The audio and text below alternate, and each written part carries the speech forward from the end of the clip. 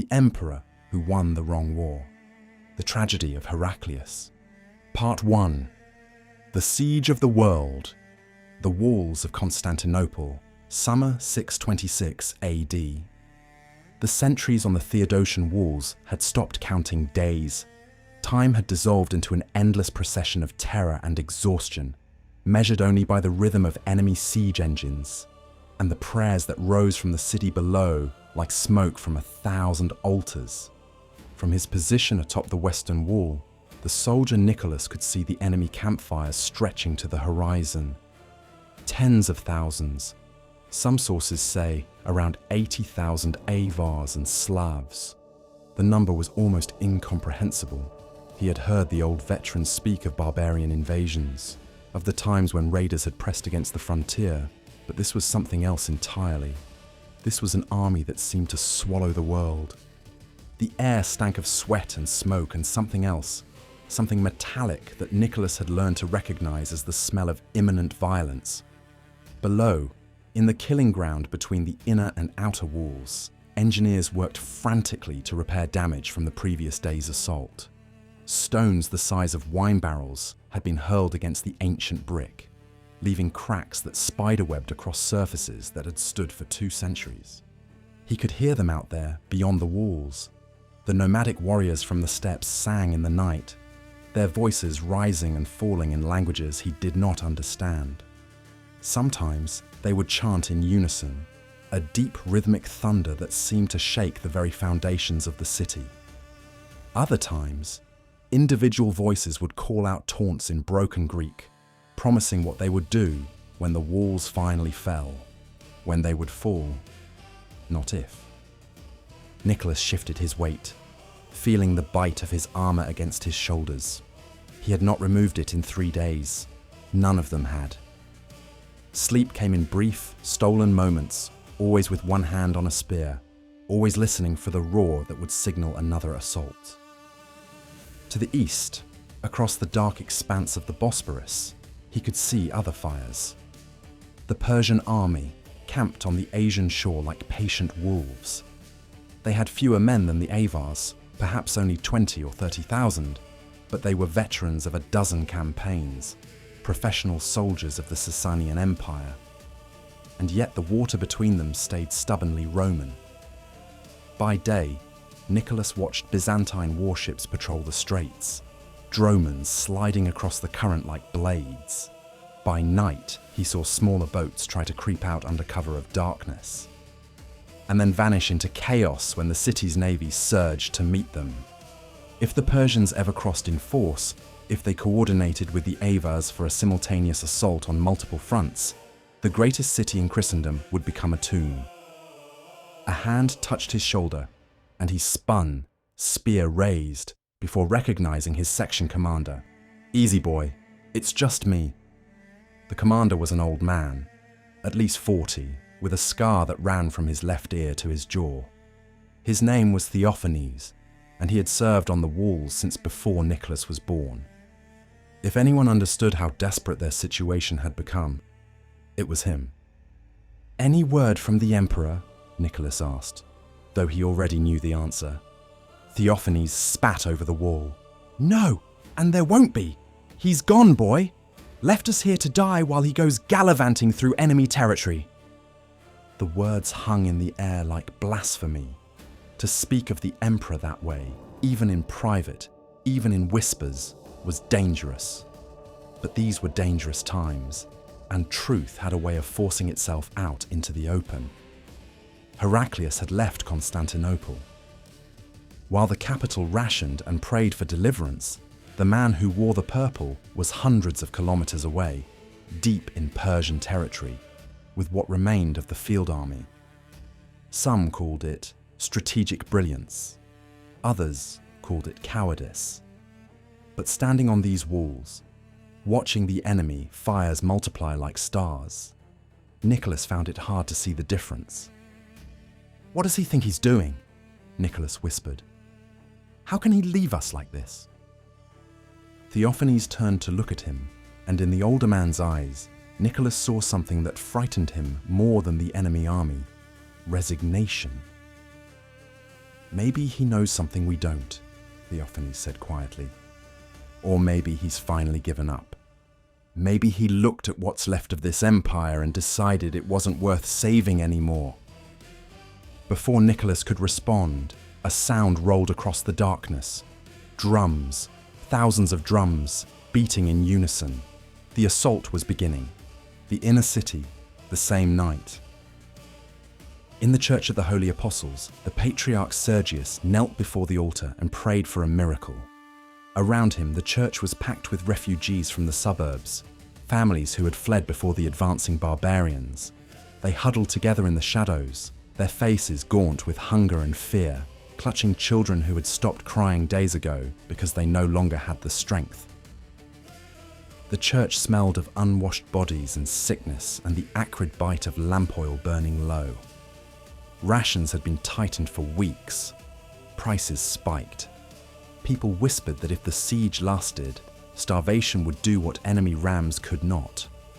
Water was rationed. Every drop of wine had been watered down until it was little more than vinegar. Sergius had stopped sleeping. Every time he closed his eyes, he saw the same vision. Constantinople in flames, the great domes of Hagia Sophia collapsing as enemy hordes poured through breached walls. He saw the streets running red, saw the sacred relics of the apostles trampled into mud, saw everything that 1,200 years of Christian civilization had built reduced to ash and memory. And he saw, in his darkest moments, the face of Heraclius, not as the emperor was now, but as he had been 10 years ago, when he had first sailed into the Golden Horn with promises of salvation. Young, vigorous, burning with the fierce certainty that he could save the empire from the disaster of Phocas's reign. How quickly promises turned to ash. Footsteps echoed in the nave, and Sergius looked up to see one of the deacons approaching, his face pale in the lamplight. "Your Holiness, there are reports from the walls. The Avars are bringing up their siege towers. They mean to assault at dawn." Sergius rose slowly, his knees protesting. He was not a young man anymore. The weight of these impossible years had aged him beyond his seasons. "How many towers?" 12, maybe more. And they have battering rams, massive ones, reinforced with iron. The engineers say if they can get them to the walls. The deacon did not need to finish. They both knew what would happen if the rams breached the outer wall. The inner wall would not hold for long after that. Perhaps days. Perhaps only hours. "We must have faith," Sergius said, though the words felt hollow even as he spoke them. "God will not abandon his city." The deacon's eyes were wet with tears he refused to shed. "But where is he, Your Holiness? Where is God when we need him most? Where is our emperor?" Sergius had no answer. In all his years of service, through all the theological debates and political machinations, he had never felt so utterly helpless. He turned back to the altar, to the golden cross that gleamed in the lamplight, and wondered if this was how the world ended. Not with thunder and trumpets, but with hungry children and broken walls, and an emperor who had abandoned his throne. "Assemble the clergy," he said finally. "If this is to be our last night, let us spend it in prayer. Bring out the icon of the Theotokos. If the Virgin cannot protect us, then nothing can." Within days, the siege was over. The Avar assault broke against the walls it could not breach, and the sea it could not cross. Slavic boats attempting to ferry troops across the Golden Horn were smashed by the imperial fleet, their wreckage washing back against the shore. Without Persian support, without control of the water, and bleeding men for no gain, the great host lost its nerve. The camps were abandoned. Siege towers burned where they stood. The army that had promised the destruction of Constantinople melted back into the Balkans, leaving behind broken engines and the stunned realization that the city had survived. Constantinople would not fall in 626. But the war was far from over. Understanding the nightmare, to understand why Constantinople stood alone in that terrible summer of 626, why its people felt so utterly abandoned, we must step back and see the catastrophe that had led them to this moment. This was not the first siege. This was not even the first disaster. This was the culmination of a generation of unrelenting horror, a war that had already lasted 24 years and had consumed everything in its path. The Eastern Roman Empire, that eternal state that traced its lineage back through Constantine to Augustus himself, had been dying slowly for decades. The wars with Persia had bled it white. The Balkans had fallen to Avar and Slavic raiders. Provinces that had paid taxes for centuries now sent only refugees and stories of destruction. But the true nightmare had begun in 602 with a soldier's revolt. A brutal centurion named Phocas had murdered the Emperor Maurice and seized the throne in a coup that left Constantinople's streets running with blood. Phocas was a tyrant in the truest sense, ruling through fear and informers, executing anyone who might challenge his grip on power. The Sasanian king of kings, Khosrow II, saw opportunity. He had owed Maurice a debt. The Roman emperor had helped restore him to his throne years earlier during a Persian civil war. Now Khosrow claimed he would avenge his murdered benefactor. It was a convenient fiction. What Khosrow wanted was conquest. The Persian invasion began as a trickle and became a flood. Mesopotamia fell in the first campaigns. The great fortress city of Dara, which had guarded the frontier for generations, was besieged and taken. Antioch, one of the greatest cities in the Christian world, fell after a brief siege. The defenders were slaughtered or enslaved, and the city that had been a beacon of learning and faith became a Persian garrison. Syria was next, then Armenia, then the highlands of Cappadocia in central Anatolia. With each victory, Persian confidence grew. This was not a border war anymore, not a dispute over frontier provinces. This was an attempt to destroy Rome itself. And then came the catastrophe that broke something fundamental in the Christian psyche of the Eastern Empire. In 614, a Persian army under the general Shahrbaraz descended on Jerusalem, the holy city, the birthplace of Christianity, the place where Christ had walked and taught and died. The Persians came with siege engines and fire, and the defenders, poorly equipped and badly led, could not hold them back. What happened next was recorded by Christian chroniclers with voices shaking between rage and despair. The Persians stormed the walls. They poured through the streets like a flood of iron and fire. Tens of thousands of civilians were killed. Churches were looted, their treasures loaded onto wagons. Monks and nuns were slaughtered where they prayed. The Patriarch of Jerusalem was taken prisoner. And then, the final desecration. The Persians entered the Church of the Holy Sepulchre, the most sacred site in Christendom, built over the tomb where Christ's body had lain. They took the altar furnishings, they took the relics, and they took the true cross itself, the true cross. The wood on which Christ had been crucified, discovered 3 centuries earlier by St. Helena, Constantine's mother. It was the physical link between heaven and earth, the symbol that had led Constantine to victory, the proof that God had not abandoned his people.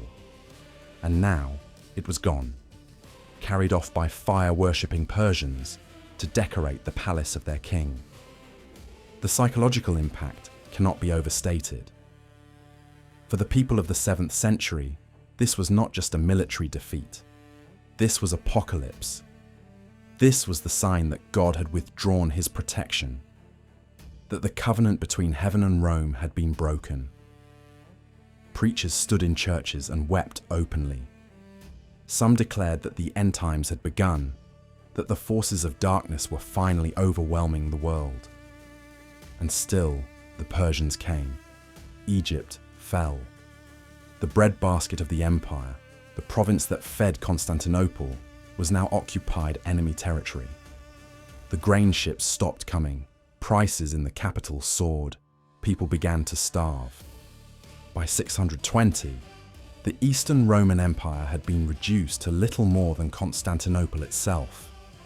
The remnants of Anatolia and the distant African provinces.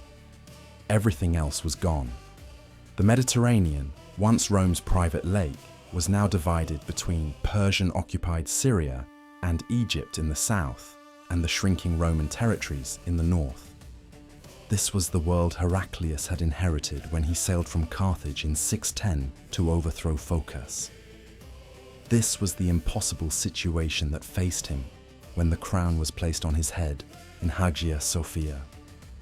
And this was why, 16 years later, his people felt abandoned as they watched enemy armies surround their last great city. Because Heraclius was not on the walls of Constantinople. He was not in the palace, coordinating the defense. He had taken what remained of the field army, perhaps 40,000 men, perhaps fewer, and marched into the heart of enemy territory. To many, it looked like the final betrayal, the emperor fleeing while his capital burned. But Heraclius had not fled. He had made a choice, the most audacious, desperate gamble in Roman history. And to understand that choice, we must go back further still, to the moment when he first took power and confronted the ruins of what he had inherited. Part 2. The Poisoned Chalice, Carthage, 609 AD. The young man who would become emperor stood on the harbour wall and watched the sun set over the Mediterranean. His name was Heraclius, and he was the son of the Exarch of Africa, the imperial governor who ruled this wealthy province from the ancient city of Carthage. He was 35 years old, in the prime of life, with the lean build of a soldier and the calculating mind of a man who had grown up watching his father navigate the treacherous currents of imperial politics. His father, Heraclius the Elder, commanded the African provinces and their armies. Together, they controlled the granaries that fed Constantinople, the ships that moved across the Mediterranean, and the gold that paid the soldiers. Behind him, in a guarded warehouse near the harbour, workers were loading the last supplies onto ships. Weapons, armour, grain, gold, everything needed for what came next. His father joined him on the wall, moving slowly. The elder Heraclius was not well. A cough had settled in his chest that winter and never left. But his mind was still sharp, his eyes still clear as he looked out over the harbour at the fleet that would carry his son to destiny or death. 20 ships, the old man said, 3,000 soldiers, and the future of Rome. Heraclius did not respond immediately. They had been over this plan 100 times, weighing every risk, calculating every possibility. They both knew what they were about to do was treason. They were preparing to invade Constantinople, to overthrow the legitimate emperor, however brutal and incompetent that emperor might be, and seize the throne. If they succeeded, Heraclius would become emperor and face the impossible task of saving a collapsing empire. If they failed, they would both die, probably slowly, certainly painfully, and Phocas would continue his reign of terror while Persia carved up what remained of Roman territory. "Father," Heraclius said quietly, "what if I'm not enough? What if I take the throne and still cannot stop the Persians? What if all we accomplish is to replace one disaster with another?" The elder Heraclius was silent for a long moment. When he spoke, his voice was rough with the cough that never quite left him. "Then at least we tried. At least we did not stand by and watch Rome die without raising a hand. Sometimes, my son, that is all history asks of us, that we try, even when failure seems certain, that we fight, even when the odds are impossible, because the alternative is to surrender to darkness and call it wisdom." Heraclius looked at his father, seeing the old man's certainty, his unshakable belief that some things were worth any risk. And he felt something harden in his own chest, a resolve that had been forming over months of planning now crystallizing into steel. "When I sail," he said, "I want you to come with me." But the elder Heraclius shook his head slowly. "No, I am too old for this voyage, and you know it. Someone must hold Africa. If your coup fails, someone must be here to try again. And if it succeeds..." He reached out and gripped his son's shoulder. "If it succeeds, you will need a loyal province at your back, free from Constantinople's politics, ready to send grain and gold and soldiers when you need them. I am asking you to face death alone." "No," his father said firmly. "I am asking you to face destiny. There is a difference." Constantinople, October 610 AD. The voyage from Carthage took weeks, threading through waters where Persian raiders and pirates preyed on merchant vessels. But Heraclius had chosen his captains well, veterans who knew these seas, and his fleet arrived intact at the Golden Horn. Constantinople rose before them like a dream-made stone. The great walls, the domes of churches catching the afternoon sun, the palaces and forums and markets that made this the greatest city west of China. But as the ships drew closer, Heraclius could see the signs of decay. Sections of the walls were in disrepair. The harbours were half empty. The usual bustle of commerce seemed muted, as though the city itself was holding its breath. What happened next moved with the sudden, brutal efficiency of men who have planned every detail. The fleet landed. Heraclius's soldiers secured the harbour.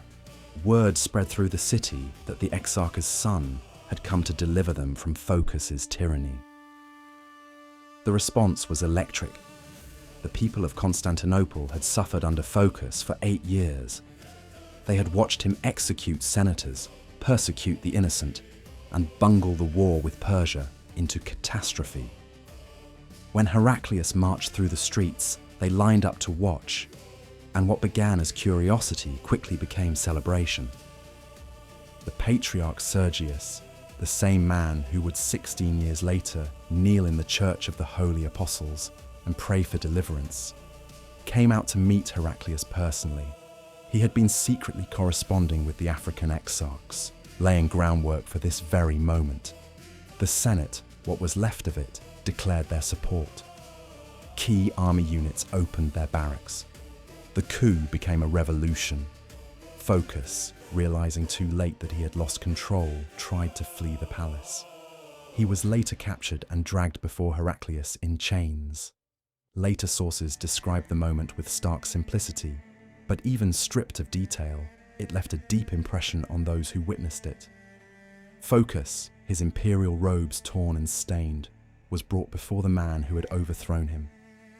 Blood ran from a cut above his eye. His hands shook in their iron shackles. Heraclius stood before him, still wearing his armour, looking not at an emperor, but at the man who had misruled Rome for 8 years. The soldiers around them fell silent, waiting to see what judgment would follow. One account has Heraclius asking a single question, his voice cold and measured. "Is this how you governed?" Phocas tried to speak. Whether to explain himself or beg for mercy, no source agrees. But Heraclius silenced him with a raised hand. Words no longer mattered. Whatever Phocas might have said could not undo the years of terror, incompetence, and bloodshed that had brought the empire to the brink of oblivion. The judgment had already been passed. Phocas was executed that same day, in public, his head displayed on a pike as a warning to all who might mistake the purple for a license to tyranny. The crowd that gathered to watch cheered until their voices were hoarse. 3 days later, in Hagia Sophia, Heraclius was crowned Emperor of the Romans. The patriarch placed the crown on his head, while the assembled nobility and clergy sang hymns of thanksgiving. Incense filled the great cathedral, until the mosaics on the walls seemed to float in clouds of perfumed smoke. Heraclius knelt before the altar and swore to defend the empire and the faith. When he rose and turned to face his new subjects, he saw hope in their eyes. They believed he would save them. They believed the nightmare was over. If only they had known how much worse it would get before it got better. The Imperial Palace, winter, 611 AD. The first reports came within weeks of the coronation. The Persians, undeterred by the change of regime in Constantinople, were pressing their advantage. More cities had fallen, more provinces were slipping away. Khosrow II had no intention of making peace with the new emperor. If anything, he seemed energized by Heraclius's coup, seeing it as further proof of Roman weakness and internal division. Heraclius spent his first months as emperor in a blur of crisis management. He met with generals who had nothing but bad news. He reviewed financial accounts that showed a treasury running on empty. He walked through the palace archives, reading reports from the provinces, watching the empire shrink on parchment as month after month brought news of new disasters. One night, unable to sleep, he found himself in one of the palace's old map rooms. The walls were covered with ancient charts showing the empire at its height. Britannia in the far north, Spain in the west, all of North Africa, Egypt, Syria, Mesopotamia. The Mediterranean surrounded by Roman territory on all sides. He looked at a newer map, one updated with the most recent intelligence. So much red ink marking Persian conquests. So many cities crossed out, so many provinces simply gone. A voice spoke from the doorway, startling him. "It is worse than you imagined, is it not?" Heraclius turned to see an old senator, a man who had served under 3 emperors and survived Phocas's purges only through careful silence and political invisibility. His name was Heraclius, and he moved through the palace like a ghost, observing everything, saying little. "Yes," Heraclius admitted, "much worse. The treasury is empty, the army is demoralized, the Persians control half the empire, and I have no idea how to fix any of it." Heraclius moved into the room, his old eyes scanning the maps with the tired familiarity of someone who had watched the empire decline for decades. "Your Majesty, may I speak frankly?" "I wish someone would." "You asked for this crown. You sailed from Carthage knowing it was a poisoned chalice. So the question is not whether the situation is bad, because we both know it is catastrophic. The question is whether you have the courage to do what is necessary to change it." Heraclius felt anger flash through him, but he forced it down. The old man was right. He had asked for this. He had wanted the crown, and now he had it, along with every disaster that came with it. "What do you suggest?" he asked quietly. "Leave," Heraclius said simply. The words hung in the air like blasphemy. Heraclius stared at the old senator, unsure if he had heard correctly. "Leave? Abandon Constantinople?" "Move the capital to Carthage," Heraclius said, his voice utterly calm. "Take what remains of the treasury, what ships we can spare, and sail west. Africa is wealthy, defensible, far from the Persian frontier. From there, you could rebuild. Create a Western empire. Let the East go to the Persians. They will choke on it eventually." "That is practical," Heraclius finished. "Cold, ruthless, but practical. Your Majesty, this city cannot be defended if the Persians press a serious siege. Our army is a shadow of what it was. Our finances are ruined. Every day you stay here is another day you risk losing everything." Heraclius turned back to the maps, his mind racing. The terrible thing was that Heraclius was right. From a purely strategic perspective, evacuating to Carthage made sense. It would preserve the continuity of Roman authority. It would put the emperor beyond Persian reach. It would allow time to rebuild strength. But it would also mean abandoning Constantinople, abandoning Anatolia, abandoning the East to conquest and occupation. It would mean watching from across the Mediterranean as everything Constantine had built was carved up by enemies. It would mean accepting that the Roman Empire, as it had existed for 1,000 years, was finished. No, he said finally. The word quiet, but absolute. Philagrius raised an eyebrow. No, no, I did not overthrow Phocas and take this crown just to run away at the first sign of difficulty. If the empire is going to die, then it will die here, in Constantinople, with me on its walls. But I do not accept that it has to die. There must be another way. The old senator studied him for a long moment, then nodded slowly. Then you had better find it quickly, Your Majesty, because time is not on our side. Philagrius left, and Heraclius stood alone in the map room, surrounded by the ghosts of empire, and wondered if courage was enough when the odds were impossible. Part 3. Melting the altars. By 622, the situation had evolved from catastrophic to apocalyptic. Egypt, the breadbasket that fed Constantinople, had fallen to Persian occupation. Syria was lost. Large portions of Anatolia were under enemy control. The grain ships had stopped coming.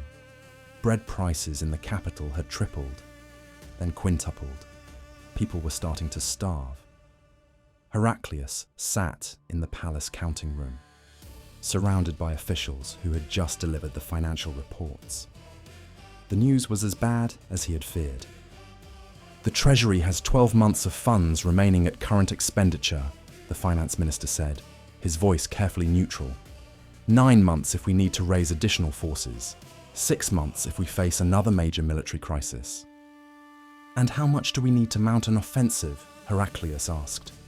A real offensive, not just defensive holding actions. How much would it cost to take the war to the Persians? The finance minister exchanged glances with his colleagues. None of them wanted to be the one to say it. Your Majesty, we do not have those funds. We do not have a quarter of those funds. To raise, equip, and supply a proper field army would require resources we simply do not have access to anymore. Heraclius dismissed the officials and sat alone with the ledgers, looking at numbers that spelled out the empire's slow death. Then he did something he had been avoiding for months. He sent for the patriarch Sergius. Sergius arrived at the palace late in the evening, his expression troubled. He had received the emperor's summons with a sense of foreboding. These were not times for casual meetings. Heraclius met him in a small receiving room, away from the eyes and ears of the court. The emperor looked exhausted, older than his years, with lines of care carved deep into his face. Your Holiness, thank you for coming. Your Majesty, how may I serve? Heraclius gestured for the patriarch to sit, then paced the room, gathering his thoughts. This conversation would change everything. Once these words were spoken, there would be no going back. The empire is bankrupt, he said finally. We have enough money to maintain the current situation for perhaps a year. We do not have enough to change it. We cannot raise new armies. We cannot launch offensives. We can only watch as the Persians take more territory, more cities, more resources, until finally they decide to march on Constantinople itself and finish what they started. Sergius nodded slowly. None of this was news to him. The church's own finances had been devastated by the loss of the eastern provinces. Your Majesty, we have discussed this. The church will contribute what it can. We have already reduced our expenditures, donated funds for the military. It is not enough, Heraclius interrupted. I need more, much more. He stopped, took a breath. I need the church to help me raise extraordinary funds through loans, plate, and treasures we can spare. The silence that followed was absolute. Sergius stared at the emperor as though he had not heard correctly. I am sorry? Gold and silver that can be converted, Heraclius said, voice steady, but hands clenched so tight his knuckles were white. Not everything. not the heart of the liturgy, but enough to pay for the army that might save us, enough to turn sacred wealth into survival. Sergius rose from his chair, his face pale with shock. Your Majesty, what you are asking is, those treasures were donated by the faithful over centuries. They are offerings to God. They are sacred. To treat them as mere bullion is the only way we survive, Heraclius finished. Your Holiness, I understand what I am asking. I understand that this will be seen as sacrilege by many. But what is the alternative? We sit here with our golden chalices and jeweled crosses, while the Persian fire worshippers conquer everything, while they hold the true cross as a trophy in Ctesiphon, while Jerusalem burns and Antioch is enslaved. He moved closer to the patriarch, his voice dropping to barely above a whisper. I am not asking you to abandon God. I am asking you to trust that He values our survival more than our decorations. I am asking you to help me do something that has never been done because we face a situation that has never existed. And I am asking you to believe that if we win, we will rebuild what has been lost. Sergius sat back down slowly, his mind clearly racing through theological implications, political consequences, historical precedents. This was unprecedented. Emperors had asked the church for loans before, for donations, but never for anything that felt like the edge of sacrilege. The bishops will object, he said finally. Many of them violently. You will be accused of heresy, of theft from God Himself. Let them accuse. I would rather be called a heretic by bishops in a living empire than a pious emperor of ashes. Heraclius paused. But I will not do this without you. If you say no, I will find another way, some other solution, even if I have no idea what that might be. But if you say yes, if I say yes, you will turn this from a political war into a holy war, Sergius said slowly, understanding dawning in his eyes. You will tell the soldiers that they fight not just for the emperor, but for God. That they march not to reclaim provinces, but to rescue the true cross. That this is not Rome versus Persia, but Christendom versus the forces of darkness. Yes. The patriarch was quiet for a long time. Outside, the city was settling into evening. Lamps were being lit. Churches were filling for Vespers. Somewhere, people were praying for deliverance from the nightmare that had consumed their world. Very well, Sergius said finally. I will authorize extraordinary loans and collections. The church will lend what it can to the empire. He emphasized the word lend. But I want a written promise, witnessed and sealed, that when we win, he emphasized the word, when, not if, those treasures will be replaced and the loans repaid. You have my word, Heraclius said, and you have my oath before God that every gram of gold will be accounted for and repaid. They shook hands, emperor and patriarch, sealing a bargain that would reshape the war. Within days, the collections began, not as a single empire-wide stripping, but as a series of urgent local sacrifices, coordinated with bishops who cooperated and argued in equal measure.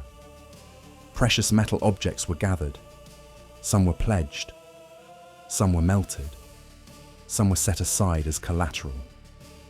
Enough to turn prayer into pay and faith into steel. A young metalworker named Demetrius found himself assigned to one of the workshops near the harbour, where seized and donated plate was refined into bullion and coin. His first day, they brought in a golden chalice from a church in Chalcedon. It was beautiful, ornate, covered in scenes from the life of Christ done in delicate repoussé work. It had been crafted 200 years ago and used in countless liturgies. His foreman, a grizzled old smith who had been working metal since before Demetrius was born, handed him the chalice without comment. "I cannot," Demetrius said quietly. "This is sacred. This is gold," the foreman said flatly. "And right now, the Empire needs gold more than it needs cups. Put it in the crucible." Demetrius's hands shook as he placed the chalice in the furnace.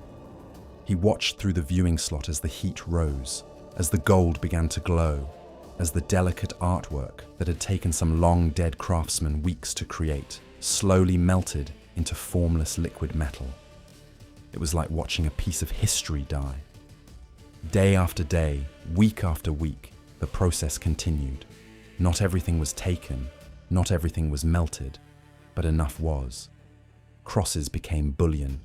Icons were stripped of their silver frames. Stones were removed and stored or sold through ordinary markets, not secret pipelines to enemy lands. Everything convertible to cash was converted. Some of the metal was minted into coins to pay soldiers. Some was kept as bullion for larger transactions, but most of it went directly into military production. The same workshops that refined the metal used it to buy iron, copper, tin. Armourers worked around the clock producing helmets, breastplates, greaves. Weaponsmiths forged spearheads by the thousand. The churches of Constantinople grew noticeably plainer. Altars that had gleamed with gold now showed bare wood or simple bronze. Not all splendour vanished, but the city's worship began to look like a siege. Stripped down, urgent, focused on survival. But something else happened as well. As word spread of what the emperor had done, as soldiers learned that their equipment had been funded by the extraordinary sacrifices of the church, a strange transformation began. Men who had seen this as just another border war, another endless campaign in Rome's eternal struggle with Persia, began to see it differently. This was not a crusade in the medieval sense. Centuries would pass before that language existed. But it did begin to feel like a holy struggle. They were not just fighting for the emperor or for their pay. They were fighting to reclaim what Persia had stolen. The holy places, the true cross, the spiritual heart of their faith. Priests blessed the armies before they marched. Icons were carried at the head of columns, images of Christ and the Virgin painted on shields. Soldiers who had been cynical veterans, men who had seen too much war to believe in glorious causes, found themselves praying before battles with genuine fervour. Heraclius had gambled everything on this transformation. He had asked his empire to sacrifice its treasures and bet that he could forge those sacrifices into something more powerful than gold. Faith, purpose, a reason to fight when fighting seemed hopeless. Now, he just had to lead them into battle. Part 4. The emperor takes the field, the harbour, the day after Easter, 622 AD. Dawn broke over Constantinople with the sound of church bells calling the faithful to Easter liturgy. But in the military harbour, a different kind of congregation was assembling. 40,000 men, perhaps fewer, the records are unclear, stood in ragged formation on the docks, waiting to board the transport ships that would carry them across the Bosphorus to Anatolia. They were not the gleaming legions of old Rome. Many were boys barely old enough to grow beards, their faces still soft with youth despite the hardness in their eyes. Others were farmers pressed into service, their hands more familiar with ploughs than swords. Merchants who had never held a weapon. Refugees from fallen provinces who had nothing left to lose. Their equipment was mismatched. Roman chainmail next to captured Persian lamella.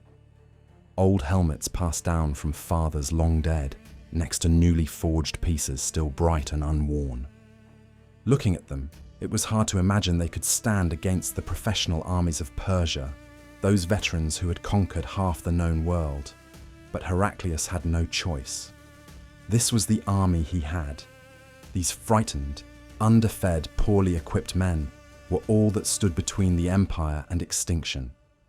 He stood on the dock in full imperial regalia, the purple cloak brilliant in the morning sun like a banner of defiance. The crown sat heavy on his head, studded with jewels that had once adorned church altars. Around him, his officers waited nervously, stealing glances at each other, wondering if their emperor had finally lost his mind. This was unprecedented, dangerous, possibly suicidal. It had become unusual for emperors to personally command an army in battle. Emperors ruled from palaces, sent generals to fight their wars, preserved themselves as the sacred living embodiment of Roman authority. They did not risk themselves on battlefields where a stray arrow could end dynasties. But Heraclius had learned in his 2 years as emperor that precedent was a luxury for stable times, and these were not stable times. These were the end times, or at least they felt like it. Half his empire was gone. The true cross was in Persian hands. The people were starving.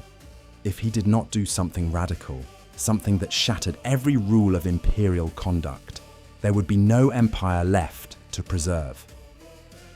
The patriarch Sergius approached, flanked by a procession of priests carrying icons and reliquaries, their faces solemn beneath their ceremonial vestments. He had come to bless the army before it departed, to invoke divine protection on this desperate venture. But when he reached Heraclius, he paused, studying the emperor's face with the keen eye of a man who had known him for a decade. "You do not have to do this," Sergius said quietly, so only Heraclius could hear. "You could send Priscus, or Bonus could coordinate what must be coordinated here. Both are experienced. You do not have to risk yourself like this. If you die, the empire dies with you. You know this." Heraclius looked out at the assembled troops, at their anxious faces turned toward him, at the way they shifted and murmured, uncertain of what came next. He could see the fear in their eyes, the doubt, the resignation of men who expected to die far from home for a cause that seemed already lost. "Look at them, Your Holiness. They are terrified. Half of them think this campaign is suicide. The other half think it is pointless, even if we survive. Do you know what they say in the barracks? They say I am sending them to their deaths while I sit safely in the palace. They say I will watch from Constantinople while they bleed in the mountains. They say the emperor talks of holy war, but will not fight it himself." He turned to face the patriarch directly, and Sergius saw something in the emperor's eyes he had not seen before. Not just determination, but a kind of desperate clarity. The look of a man who had calculated all the angles and realized there was only one path forward, however impossible it seemed. If I send them off with a general while I sit safely in the palace, what message does that send? That even their emperor does not believe in this war. That I am willing to spend their lives, but not my own. That gold and purple are worth more than the cross we fight to recover. I need them to believe we can win, Sergius. I need them to fight with everything they have, to endure the unendurable, to keep marching when their feet bleed and their stomachs are empty, and every rational voice in their heads screams at them to run. And the only way they will do that is if they see their emperor fighting beside them. If I bleed when they bleed, if I share every hardship, if I risk everything when I ask them to risk everything. The blessing that followed was not a brief formula muttered by rote. Sergius understood the weight of this moment, understood that he was witnessing something that would echo through history. He spoke for nearly an hour, invoking every saint and martyr, calling on divine protection, reminding the soldiers that they fought not for earthly glory, but for the true cross itself, for the very symbol of their salvation. Priests moved through the ranks with holy water and icons, blessing individual men, hearing confessions, granting absolution to those who feared they would not return. Some men wept openly, others stood rigid, faces pale but jaws set. A few made the sign of the cross over and over, lips moving in silent prayer. And then Heraclius spoke. He climbed onto a wooden platform hastily constructed for this purpose, where all could see him, the purple of his cloak snapping in the harbour wind, and addressed his army with a voice that carried across the water. "Soldiers of Rome, I will not lie to you. What we are about to do is dangerous beyond measure. The Persians outnumber us. They control more territory. They have been winning this war for 20 years. Their armies have never known defeat. Their generals are legends. By every rational calculation, by every rule of military science, we should lose. We should die in those mountains without ever seeing our homes again." He let that sink in, saw the fear in their eyes intensify, saw some men actually take half a step backward as if preparing to bolt. Then he continued, his voice rising, filling with a passion that seemed to come from somewhere deeper than mere rhetoric. "But we have something they do not. We have faith. We have the knowledge that our cause is just, that God himself watches this struggle and will not abandon his people. The Persians stole the true cross from Jerusalem. They desecrated the holiest sites in Christendom. They think they have won because they hold our cities and our relics. They think they can keep what they have stolen." He drew his sword and held it high, so the sun caught the steel and made it blaze like fire. "They are wrong. We are going to take it all back. Every city, every province, every sacred relic they have defiled with their touch. And we are going to make them pay for every day they held what was ours, for every Christian they enslaved, for every church they burned. I do not promise you an easy campaign. I promise you hardship beyond imagining. I promise you exhaustion that makes death seem like relief.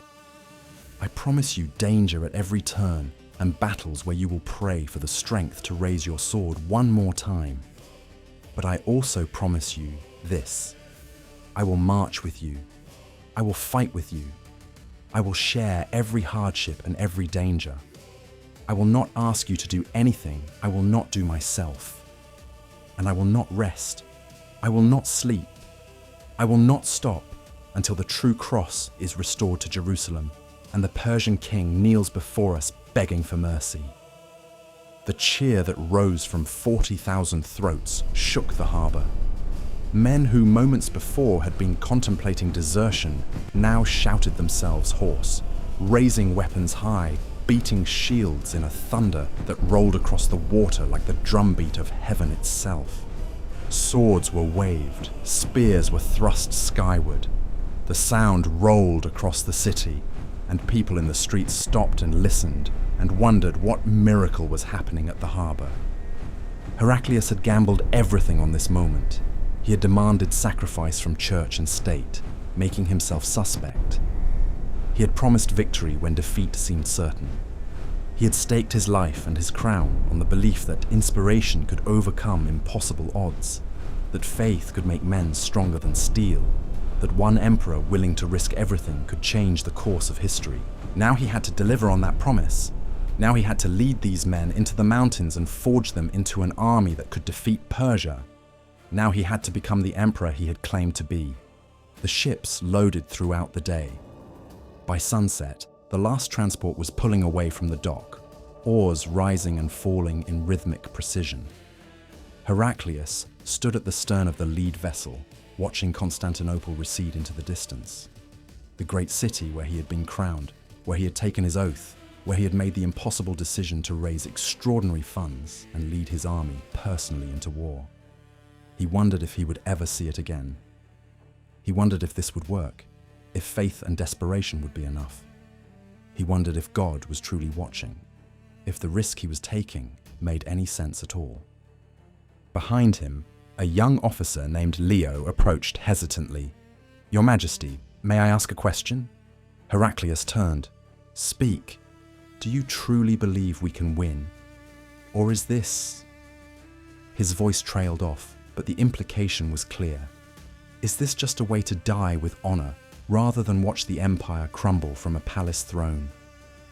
Heraclius looked at the young man, at his earnest face, at the mix of hope and fear in his eyes. He could have offered platitudes, could have given a rousing speech about divine providence and Roman destiny. Instead, he told the truth. "I believe that if we do not try, we are already dead. I believe that sometimes the only difference between a miracle and a disaster is whether you have the courage to see the impossible through to the end. I believe that these men need to see their emperor willing to die for them before they will be willing to die for the cross. And I believe that if we are going to lose this empire, I would rather lose it fighting than surrender it without raising a hand. As for winning, we shall see. We shall see what faith can do when backed by steel and desperation. We shall see if God truly cares which armies win and which armies die in the mud. But I promise you this, Leo, we will make them remember us. We will make the Persians pay such a price for their victories that they will wish they had never crossed our borders. And if we die, we will die in such a way that men will speak of it for 1,000 years. The young officer nodded slowly, something like understanding dawning in his eyes. Then he saluted and returned to his duties, leaving Heraclius alone at the stern, watching the sun set over the Bosphorus as the ships carried his army toward destiny. The mountain training camps. When the army landed on the Asian shore, Heraclius did not march immediately toward the Persian frontier as his officers expected. Instead, he led them inland into the rugged highlands of Bithynia and Galatia, where the mountains rose like the bones of the earth itself, jagged and unforgiving. The officers protested. Every day spent in the mountains was a day the Persians could strengthen their positions, could advance further into Roman territory, could consolidate their hold on the provinces they had conquered. Every day of delay was a day closer to total defeat. But Heraclius was adamant, and his logic was irrefutable. Better to spend 3 months creating a real army than to lead armed peasants to slaughter in 3 weeks. Better to train them properly, to forge them into soldiers who could stand against Persian veterans, than to rush into battle with enthusiasm and no skill, and watch them die uselessly. They made camp in a high valley between 2 mountain peaks, a natural fortress where scouts posted on the heights could see any approaching enemy from kilometers away. And there, with winter approaching and the wind already carrying the first hints of the killing cold to come, Heraclius put his men through a training regimen that would have broken professional soldiers, let alone raw recruits. The first week, 1/3 of the men thought they would die from the training alone. They were wrong. They did not die. But they learned what it meant to suffer, to endure, to push their bodies past the point where muscles screamed and lungs burned and every instinct demanded rest. They marched in full armor from dawn until midday, then drilled with weapons until sunset. They practiced spear formations until their arms shook so badly they could barely hold the shafts. They rehearsed shield walls, advancing uphill while officers threw stones at their shields to simulate arrow fire, learning to maintain formation even when every step was agony and every breath was a ragged gasp. At night, exhausted beyond words, they collapsed in their tents and dreamed of home, of soft beds and warm food, and lives where they did not wake each morning wondering if they could survive another day of this hell. But something was happening. Slowly, imperceptibly at first, then with gathering momentum, these raw recruits were being transformed. The soft merchants were developing calluses and muscle. The frightened boys were learning to stand their ground. The farmers who had never fought anything more dangerous than a stubborn ox were discovering reserves of strength they had not known they possessed. And through it all, Heraclius was with them, not watching from a comfortable tent, not issuing orders from a distance. He was in the ranks, wearing the same armor, carrying the same shield, marching the same distances. When they formed up for a shield wall drill, he was in the front rank. When they climbed a mountain trail in the dark, he was at the head of the column. The distance between emperor and soldier narrowed, dissolved, reformed into something new, something that had not existed in the Roman army for generations. These men were not serving an abstract emperor, a distant figure in purple. They were following a man who shared their suffering, who bled when they bled. who earned his authority through shared hardship rather than inherited privilege. One afternoon in the 3rd month, as they practiced a complex maneuver involving a feigned retreat followed by a wheeling counterattack, an officer made a mistake, and the entire formation collapsed into chaos. Men collided with each other. Shields clattered to the ground, the careful order dissolving into confusion. The centurion in charge began screaming curses, threatening punishment, his face purple with rage. But Heraclius raised a hand for silence. Then he did something that stunned everyone present. He laughed. It was a genuine laugh, not mocking but appreciative, as if he had just witnessed something absurdly funny rather than a catastrophic failure.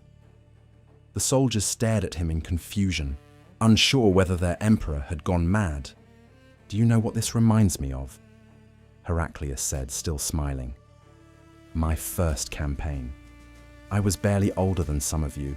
My father sent me to deal with raiders in the North African interior. I had read all the military manuals, studied all the great battles, thought I knew everything. First time we actually encountered the enemy, I gave an order to wheel left.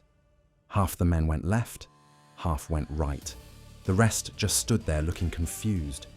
The raiders laughed so hard some of them fell off their horses.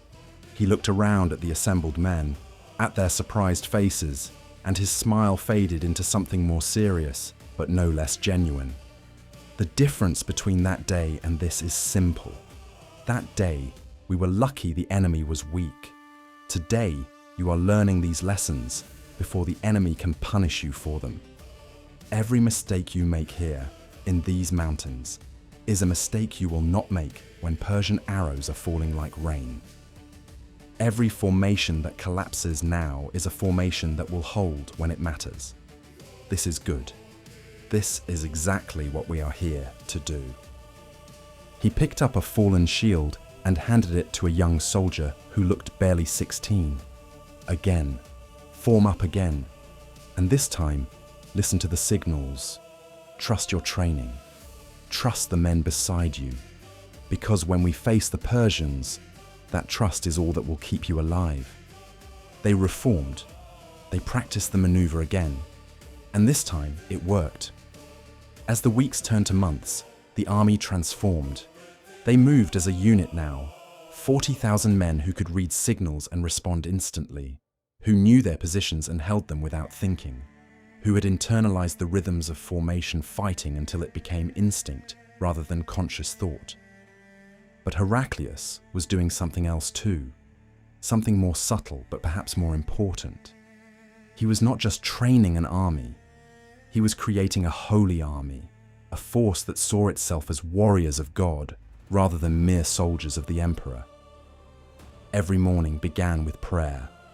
Not brief, perfunctory prayer, but elaborate liturgies conducted by army chaplains who moved through the camp like guardian angels.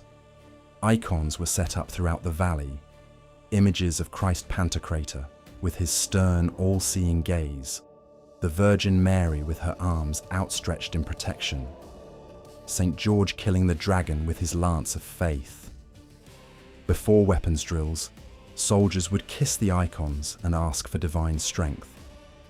Before tactical exercises, they would recite psalms, their voices rising in unison like a challenge to heaven itself. The camp became a strange fusion of military installation and monastery, where the clang of weapons against shields mixed with chanted prayers, where men learned to kill and to pray with equal intensity.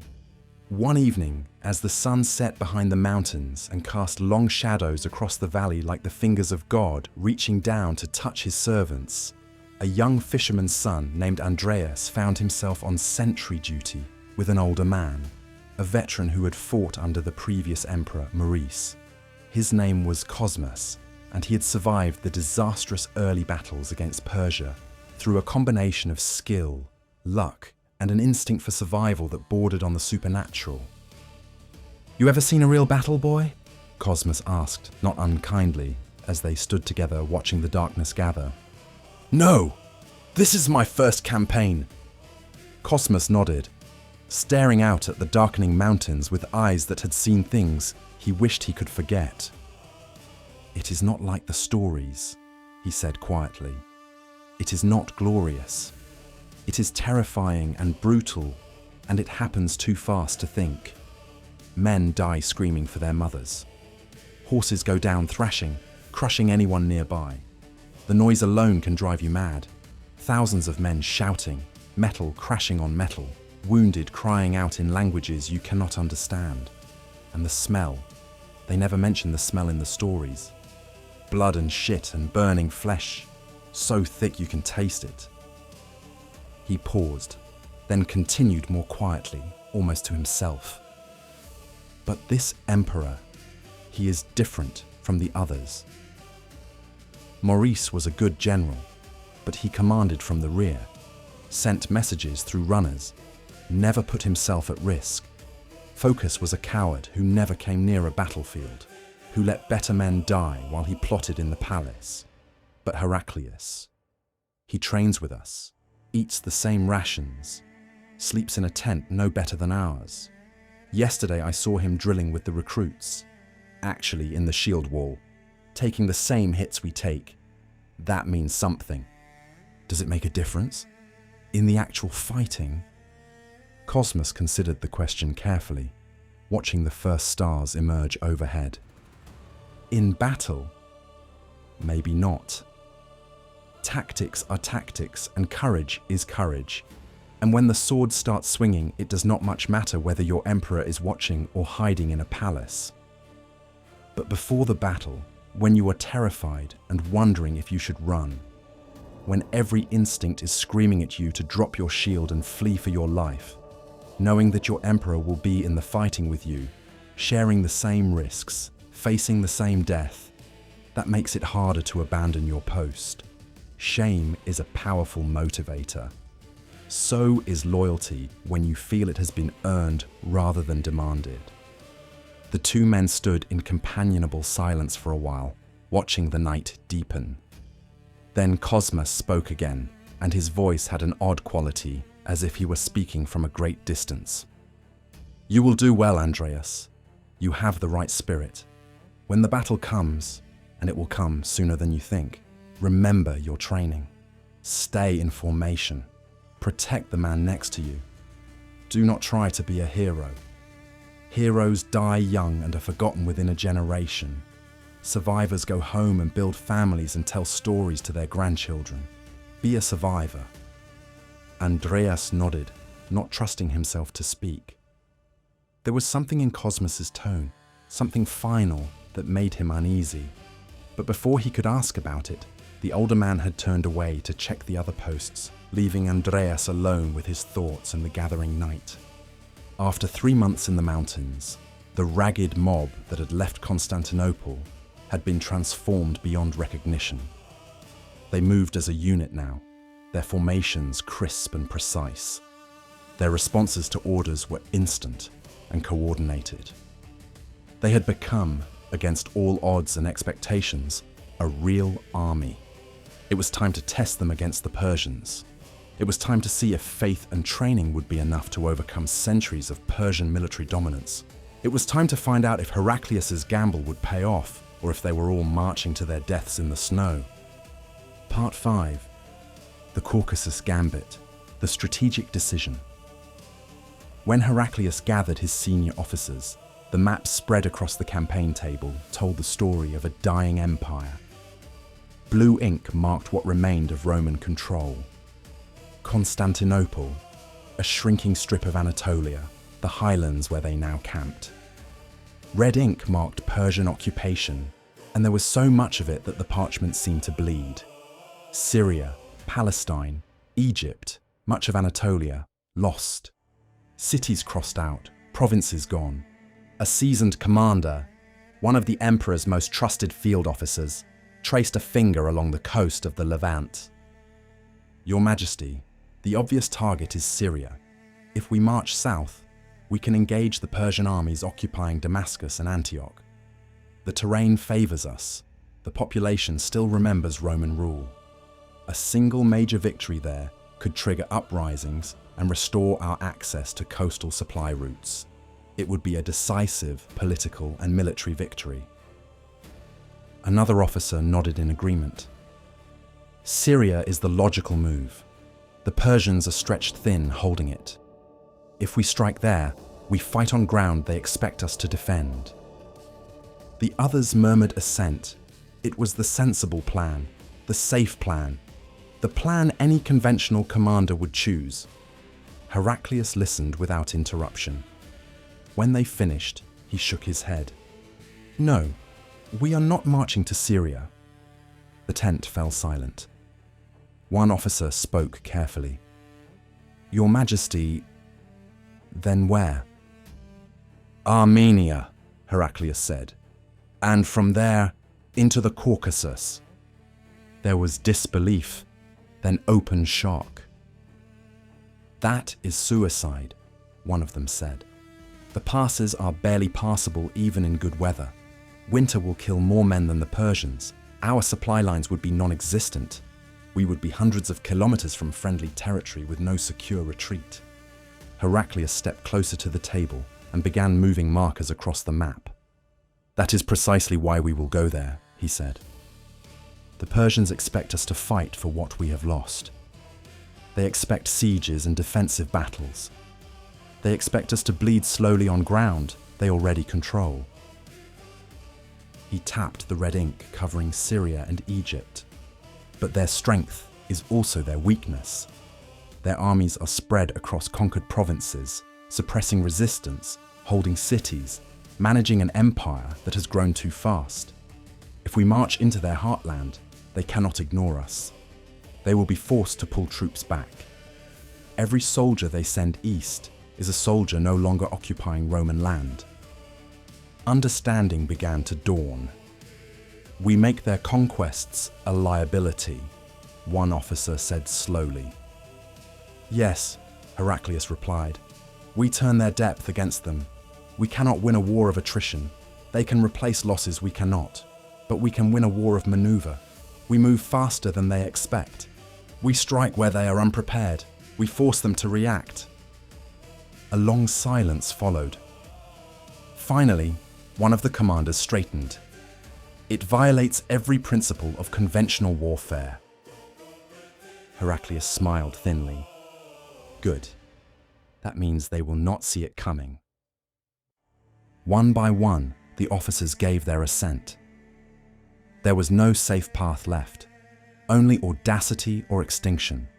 They would march east, the march into the mountains.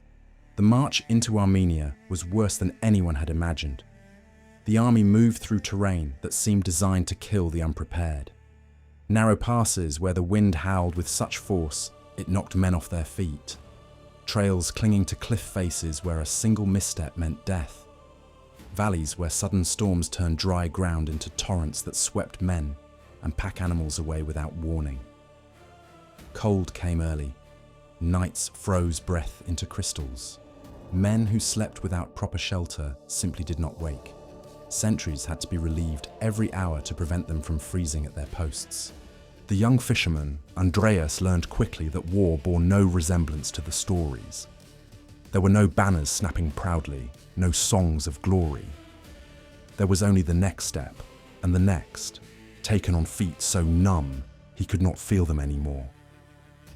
If a common soldier had kept a diary, it might have read like this. Day 48. Lost 3 men to the cold last night. We buried them shallow because the ground is frozen solid. The priest's hands shook so badly from the cold his words blurred together. I wonder if God hears prayers spoken through chattering teeth. Day 62. Cannot feel my feet anymore. Afraid to take my boots off. Afraid of what I might find. Day 89. A man fell off the trail today. No scream. Just gone. We kept moving. But the Persians were not prepared for a Roman army to appear in Armenia in winter. Their garrisons there were small, designed to police conquered territory, not face a mobile field army hardened by months of suffering.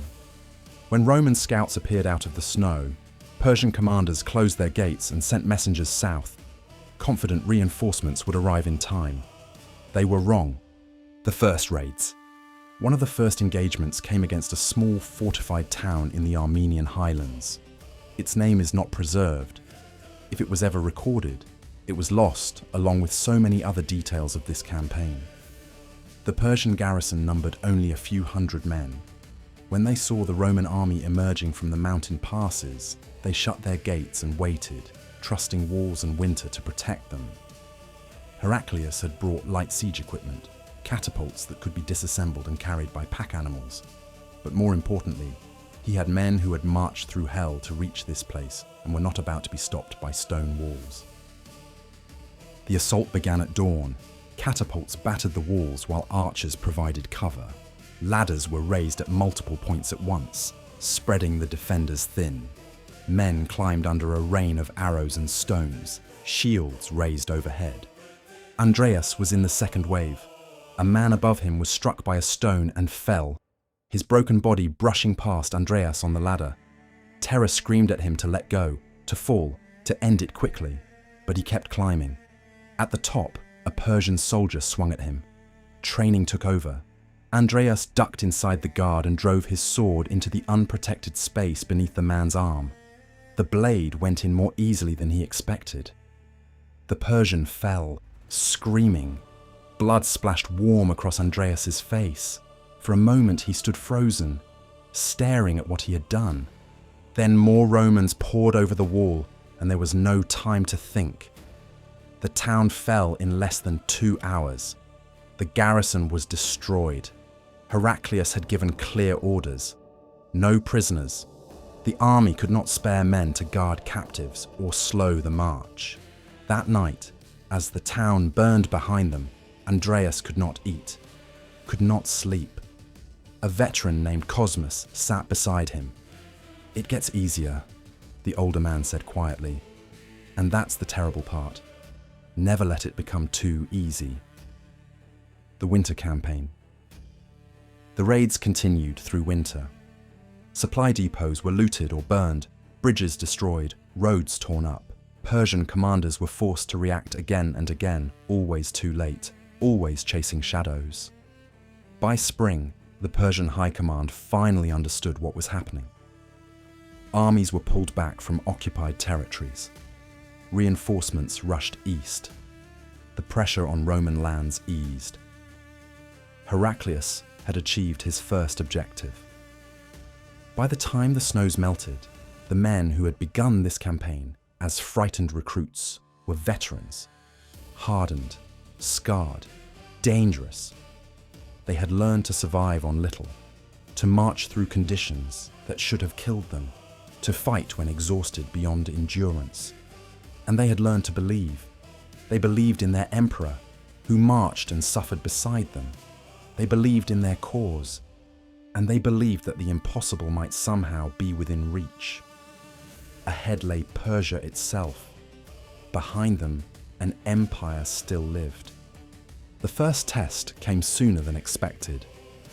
In the spring of 623, as the army descended from the Armenian highlands into the plains of Media, Persian scouts finally located them. A local garrison commander, eager to prove himself, assembled what forces he could, perhaps 3,000 men, and marched to intercept the Romans.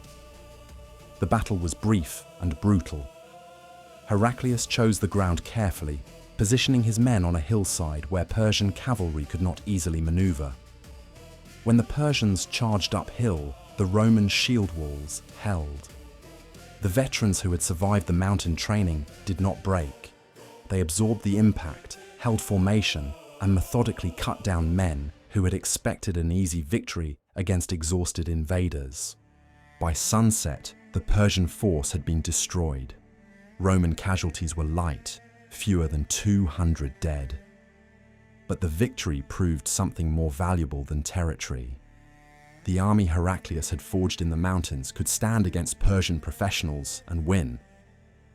Word of the defeat spread quickly. Other Persian commanders grew cautious, reluctant to engage an enemy that seemed to appear and vanish at will. And Heraclius pressed his advantage, refusing to give them time to concentrate their forces or coordinate a response. What followed were not months, but years of relentless campaigning. The war became something new, not a struggle for cities or provinces, but a war of exhaustion and will. Part 6.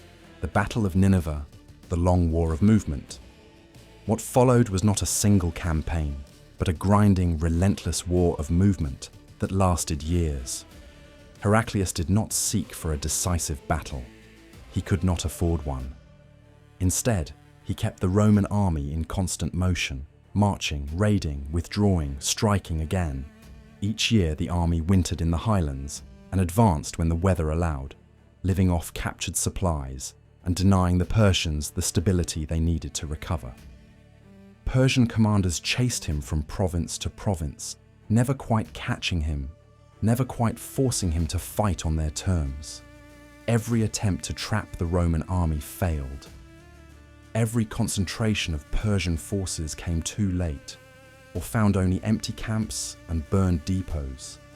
The strategy worked, but at terrible cost. Years passed in exhaustion and blood. Men aged fast. Veterans died and were replaced by boys who learned war the hard way. The Roman army grew smaller, harder, and more dangerous. The Persian Empire, stretched across too much conquered land, began to crack under the strain. By the winter of 627, both sides knew the war was approaching its end. Heraclius marched south one final time into the heart of Mesopotamia, toward the ruins of ancient Nineveh. There the armies would stand and fight. The battle begins. The fog came down before dawn. It rolled across the plain in slow, heavy waves, swallowing the landscape until the world seemed reduced to a few dozen paces of grey nothingness in every direction.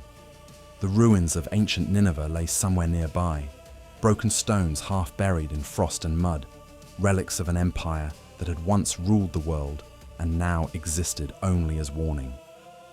The Roman army stood in formation, breath steaming, armour damp with cold. They had marched for 6 years to reach this place. 6 years of mountains, winter raids, hunger, exhaustion, and blood. 6 years of fighting a war no one had believed could be won. Heraclius rode along the line, his horse's hooves muffled by wet earth. He did not shout, he did not need to. The men leaned in as he passed, listening. 6 years, he said, his voice carrying through the fog. 6 years we have marched together. 6 years we have bled together. Some of you were boys when we began. Some of you had never held a sword. Now you are veterans. You have endured what should have broken you. He stopped where the line bent slightly, where the ground dipped and rose again toward the unseen enemy. They outnumber us, he continued. They fight on their own soil, and by every rule of war, we should not be here. A murmur rippled through the ranks, not fear, not yet, but recognition. He was not lying to them. He never did. But we are here, Heraclius said, and that means something. It means the impossible has already happened once, and if it happened once, it can happen again. He drew his sword and raised it. The blade caught what little light filtered through the fog, a dull, cold gleam. For Rome, he said. For the cross, and for every man who has fallen to bring us to this ground. The response came like a wave. Shields struck shields. Spears beat against rims. Thousands of men roared as one, the sound rolling outward into the fog toward the Persian lines. Then the horns sounded, and the world dissolved into violence, the fog of war. No one could see more than a few steps ahead. Formations advanced by memory and training, by shouted commands that blurred into each other, by instinct hammered in over years of drill and battle. Men collided suddenly, shields crashing together, spear points thrusting out of nowhere.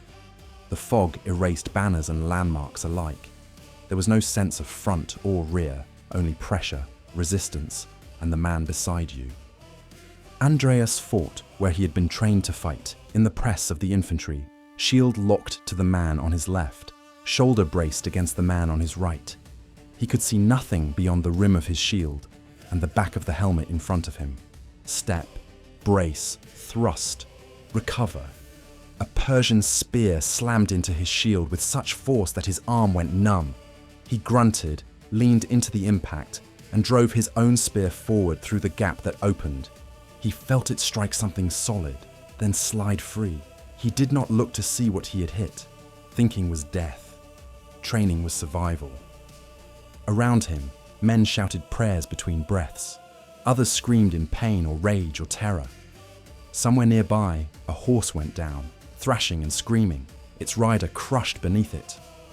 The smell was overwhelming. Wet earth, blood, sweat, fear. The Persians fought hard. They always did. Even in the fog, their discipline showed in sudden surges, in coordinated pressure, where they sensed weakness. But coordination frayed quickly. Archers could not see their targets. Cavalry struggled to maneuver without clear ground. Orders were lost in the murk. What remained was endurance, and endurance favored the Romans. The emperor in the vanguard.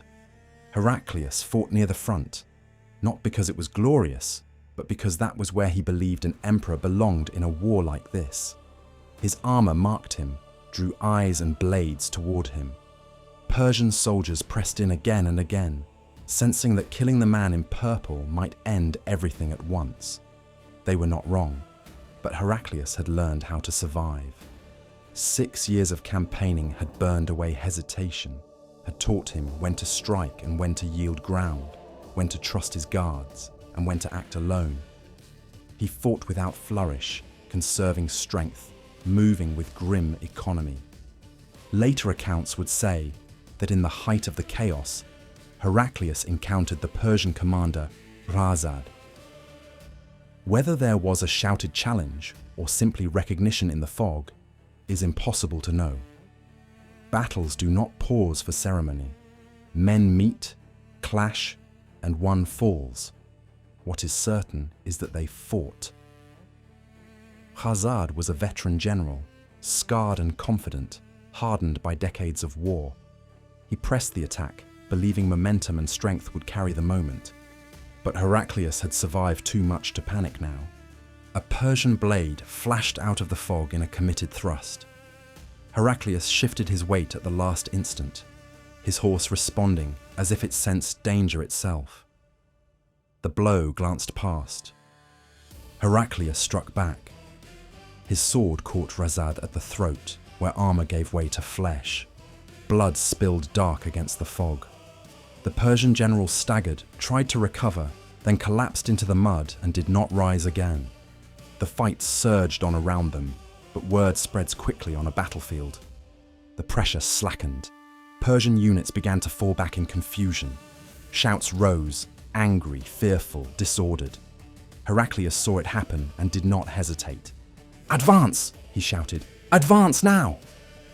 The Roman line surged forward, shields locked, spears driving, momentum building with every step. The rout. What followed was not a balanced battle, but a breaking. Persian resistance crumbled in pockets, then in waves. Men who had fought fiercely moments before turned and ran when they realized their command structure was gone, their coordination shattered. Roman cavalry pushed through gaps, pursuing as far as exhaustion allowed, cutting down those who could not escape into the fog. The killing continued until darkness forced an end. By nightfall, the Persian army no longer existed as a coherent force. Thousands lay dead or wounded across the field. Survivors scattered eastward, leaderless and broken. Roman losses were heavy, too heavy. There was no celebration without grief. Men searched for friends who would never answer. The ground was littered with bodies, Roman and Persian alike, indistinguishable in the mud. But the field was theirs. They had won. That night, campfires burned low across the plain. Exhausted men sat in silence, staring into the flames, trying to understand what had happened. Against every expectation, deep in enemy territory, they had broken the main Persian field army. Andreas sat apart, cleaning blood from his shield with shaking hands. His body ached beyond pain, beyond thought. He thought of Cosmas, of the men who had fallen in the mountains, of those buried in frozen ground far from home. Victory did not feel like triumph. It felt like survival bought at terrible cost. But the war had turned. Somewhere beyond the darkness, the Persian heartland lay exposed. And for the first time in a generation, the unthinkable had happened. Rome was advancing. Part 7. The Fall of Kings. The Battle of Nineveh did not merely destroy a Persian army. It destroyed a belief. For nearly 3 decades, the Sassanid Empire had lived under the assumption that its power was inexhaustible, its armies invincible, its king chosen by destiny to humble Rome and rule the Near East. Victory had followed victory. Cities had fallen. Provinces had been stripped from the Romans and added to Persia's domain. The true cross itself had been carried off as a trophy. That confidence died on a fog-choked plain near the ruins of an ancient city. When the survivors reached Persian-held territory, they brought not only news of defeat, but stories that spread like poison. The Roman emperor had fought in the vanguard. The Persian commander Razad was dead. The army had broken and fled. The enemy now roamed the heartland unopposed. For the first time in a generation, Persia was afraid. Shock in Ctesiphon. Ctesiphon, the great imperial capital on the Tigris, had grown accustomed to triumph. Its palaces glittered with spoils from Roman cities. Its nobles walked beneath arches decorated with scenes of conquest. Its court poets sang of Khosrow II as the greatest king of kings since the days of Darius. Now, messengers arrived breathless and pale, bringing a different song. The Roman army had not been destroyed. It had not even been halted. It had shattered the main Persian field force and was advancing deeper into Mesopotamia, burning estates, seizing supplies, demonstrating with every step that the empire's defenses were hollow. The court descended into chaos. Nobles argued openly. Generals blamed each other. Priests muttered that the gods had withdrawn their favor. Years of continuous war had drained the treasury, depopulated provinces, and exhausted the army. Victories that had once seemed to prove Persia's strength now looked like the cause of its weakness. And at the center of it all sat Khosrow II. Once charismatic, decisive, and feared, the King of Kings now appeared increasingly isolated. He had ruled for nearly 40 years. He had seen rivals crushed, rebellions suppressed, Rome humbled again and again. But he had also demanded too much. Too many campaigns, too many levies, too much blood. When news of Nineveh reached him, witnesses later said he reacted not with resolve, but with fury and disbelief. He accused his generals of treason. He ordered new armies raised when there were barely men left to recruit. He demanded loyalty oaths from nobles who had already begun to calculate their survival without him. Fear turned inward. The coup. In February of 628, less than 2 months after Nineveh, the unthinkable happened. Khosrow's own son, Kavad, moved against him.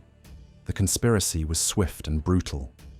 Guards who had sworn loyalty to the king opened gates instead. Courtiers who had once praised him now denounced him. Khosrow was seized in his palace, stripped of his crown, and thrown into prison. Accounts differ on what followed. Some say he was executed immediately. Others say he lingered in confinement, refusing to abdicate, until his captors lost patience and killed him. What is certain is that the man who had brought Rome to its knees died alone, murdered by his own family, abandoned by the empire he had nearly destroyed through victory. Kavad II ascended the throne amid ruins.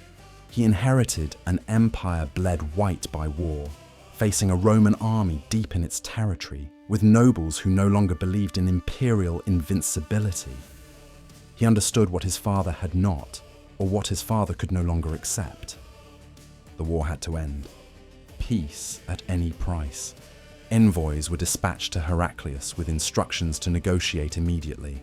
The terms they carried were staggering. Persia would evacuate all occupied Roman territory: Syria, Palestine, Egypt, Armenia, Mesopotamia. Prisoners taken over decades of war would be released. Borders would return to their pre-war lines. And the relic taken from Jerusalem, the true cross, would be restored in full. It was not a compromise. It was capitulation. When the terms reached the Roman camp, officers read them in disbelief. Men who had marched through hell to earn every mile now struggled to understand that the war was ending, not with another battle, but with a collapse. Heraclius received the envoys in silence. He had not marched for 6 years to negotiate half measures. He accepted. Persia had broken. The return of the cross. The true cross was brought north under guard, handled with care even by those who did not share its meaning. Persian officials who carried it understood its power, not as a weapon, but as a symbol that had driven a desperate empire to feats no one thought possible. When it was presented to Heraclius, witnesses said the emperor did not speak for a long time. This was the object that had justified every sacrifice.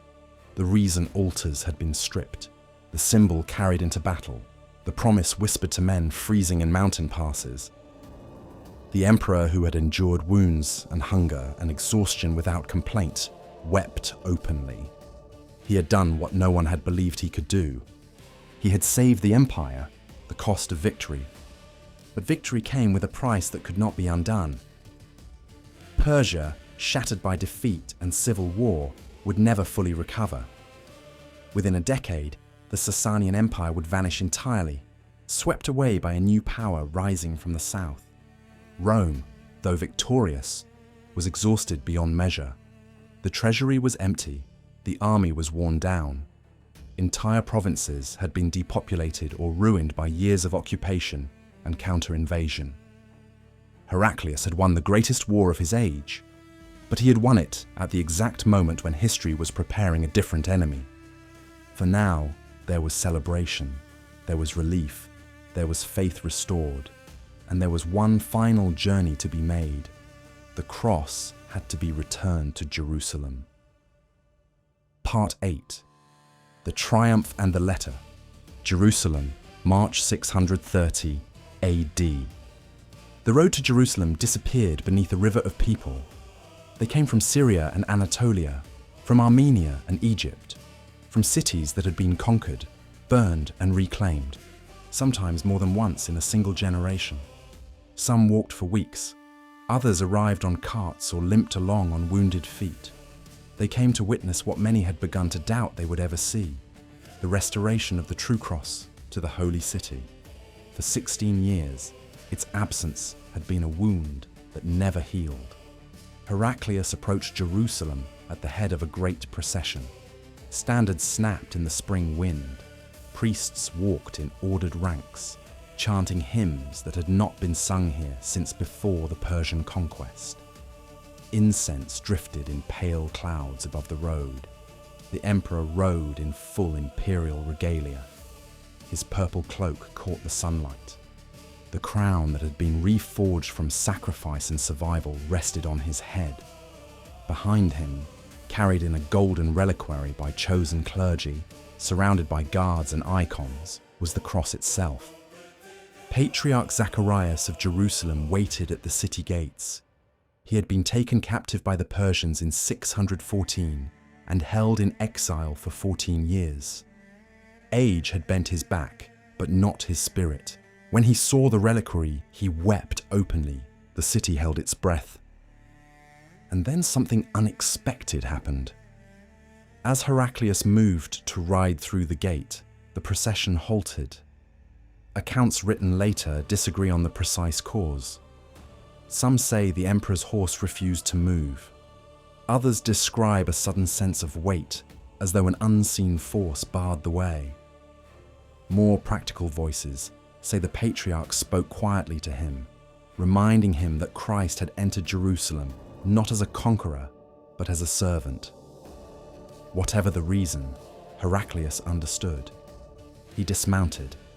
In front of the assembled crowd, he removed his crown, then the purple cloak, then the jeweled belt and golden boots. One by one, the symbols of imperial power were stripped away. He stood in simple robes, unadorned, a man rather than a monarch. Some said he went barefoot. Others said he wore plain sandals. What mattered was not the detail, but the gesture. Heraclius lifted the cross himself. And the emperor of the Romans walked into Jerusalem carrying the wood on which Christ had died. The sight burned itself into memory. This was not a triumph in the old Roman sense. No chained captives, no humiliation of the defeated. This was penance made public. The man who had commanded armies now bent beneath the weight of faith. They processed through the city to the church of the Holy Sepulchre. Inside, amid lamplight and incense, Heraclius restored the cross to its altar. Zacharias led the liturgy of restoration. Hymns echoed off ancient stone. People wept, prayed, and fell to their knees. For a moment, just a moment, it felt as if the world had been set right again. Rome had survived. The faith had been vindicated. God had not abandoned his people. It would have been the perfect ending. History rarely allows such endings. The envoy from the desert. While Heraclius celebrated in Jerusalem, a message arrived from a direction no one had feared. The Arabian Peninsula had never mattered much to emperors. To Rome and Persia alike, it was a land of scattered tribes, valuable mostly as a buffer and a trade corridor. Its internal conflicts rarely spilled beyond its borders. But while Rome and Persia had been tearing each other apart, something new had taken shape there. A man named Muhammad had begun preaching in Mecca, proclaiming that there was only one God and that all other gods were false. His message fractured his city, drove him and his followers into exile, and then, against expectation, unified tribes that had feuded for generations. From that unity came strength, and from strength came ambition. According to Islamic tradition, Muhammad sent letters to the rulers of the great powers, inviting them to accept Islam. One of those letters was addressed to Heraclius, emperor of the Romans. The envoy who carried it arrived in Roman-controlled territory, while the emperor was still in Syria. At first, the letter was treated as a curiosity, but its language was confident, formal, and unmistakably political. Eventually, it was brought to Heraclius himself. The emperor did not dismiss it. He had spent his life studying scripture and history. He understood patterns. And this letter, coming at the moment of his greatest triumph, stirred an unease he could not ignore. The interrogation. Heraclius learned that a caravan of Arab merchants from Mecca was present in the region. Among them was Abu Sufyan, a leading figure of the Quraysh tribe and at that time an opponent of Muhammad. The emperor summoned the merchants to his court. The audience chamber was austere rather than lavish. Heraclius sat elevated, flanked by guards. The Arabs were brought in and arranged carefully, with Abu Sufyan placed at the front and his companions behind him. Through a translator, Heraclius spoke. "I am going to ask you questions about this man who claims to be a prophet. Answer truthfully. If you lie, your companions will contradict you." Abu Sufyan would later say that he hated Muhammad at the time and wanted desperately to discredit him, but the emperor's arrangement made lying impossible. Shame, in Arab culture, was worse than defeat. So he answered honestly. Abu Sufyan would later convert to Islam himself just 2 years after this interrogation, when Muhammad returned to Mecca in triumph. The man who stood before Heraclius as an enemy of the Prophet would eventually become one of his followers. History has a taste for such ironies. The witness who confirmed Muhammad's character to the Roman emperor would himself accept the faith he once opposed. "What is his lineage?" Heraclius asked. "He is from one of our noblest families."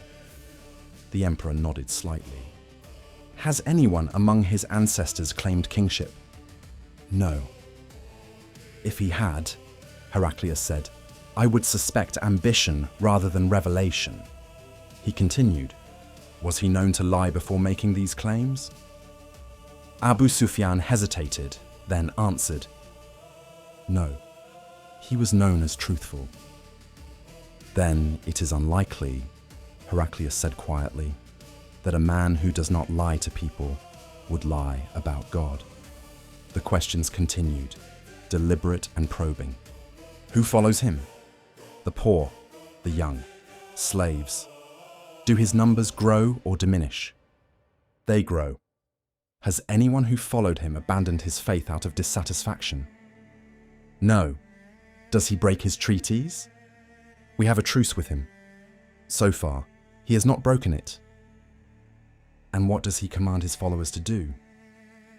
To worship one God, to pray, to give charity, to speak the truth, to maintain family ties. Heraclius leaned back, silent for a long moment. Then he spoke, and those words would be remembered long after the moment passed. "Everything you have told me fits the pattern of prophethood described in our own writings." The letter was then read aloud. "In the name of God, the most merciful, the most compassionate, from Muhammad, the servant of God and his messenger, to Heraclius, ruler of the Romans, peace be upon those who follow guidance. I invite you to Islam. Accept Islam and you will be safe. Accept Islam and God will grant you a double reward. If you turn away, you will bear the responsibility for your people." The chamber fell silent. Heraclius dismissed the merchants courteously. After they left, he called his advisors, generals, bishops, courtiers. What happened next is uncertain. Byzantine sources say little. Islamic sources suggest much. What can be said with confidence is this: Heraclius took the message seriously. He did not laugh. He did not dismiss it as madness. He tested it against scripture, against reason, against experience, but he did not accept it. He had just framed a devastating war as a sacred struggle for Christianity. He had restored the cross with his own hands. He ruled an empire bound together by faith as much as by law. Whatever his private thoughts, public acceptance of a new revelation was impossible. The moment passed, the letter was set aside, and history moved forward. Unseen by those celebrating in Jerusalem, a storm was already gathering to the south, one that no emperor, however brilliant, would be able to stop. Part 9. The Storm from the South. Muhammad died in 632. To outsiders, it might have seemed that his movement would fracture without him, that the fragile unity he had forged among the tribes of Arabia would dissolve into the old patterns of rivalry and blood feud. Many in Constantinople assumed as much.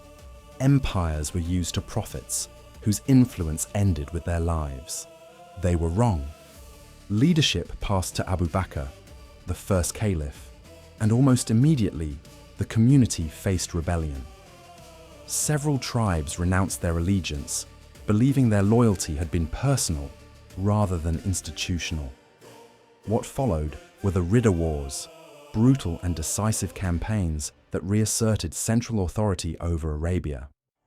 By the time Abu Bakr died and Umar succeeded him, the Arabian Peninsula was unified under a single command for the first time in its history. And unity, once achieved, demanded expansion. To understand what happened next, it is not enough to look at the Muslim armies alone. One must look at the world they entered. Rome and Persia had just concluded the longest and most destructive war either empire had ever fought.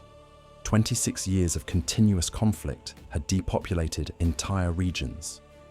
Cities had changed hands multiple times. Fields lay fallow. Irrigation systems were broken. Trade routes had collapsed. The professional armies that once guarded the frontiers had been ground down year after year. Veterans were dead. Recruits were scarce. Treasuries were empty. When Persia withdrew from Syria, Palestine, and Egypt under the peace treaty, Roman officials returned to provinces that barely resembled the lands they had lost. Administration had to be rebuilt from ruins. Garrisons were undermanned. Tax systems barely functioned. And the people, the farmers, merchants, monks, and townsfolk, were tired beyond measure. They had lived under Roman rule, then Persian rule, then Roman rule again. Each transition brought new taxes, new demands, new soldiers quartered in their homes. Loyalty to Constantinople was thin, worn down by decades of suffering. Into this exhausted world came a new force, the first confrontations. Muslim armies moved with astonishing speed. They were smaller than the great imperial forces of old, but they were unified, mobile, and commanded by leaders who understood desert warfare intimately. They carried little baggage. They lived off the land. They moved where heavier armies could not. At first, these incursions were treated as raids, dangerous but manageable. Local Roman commanders believed they could be contained with existing forces. But the raids did not stop.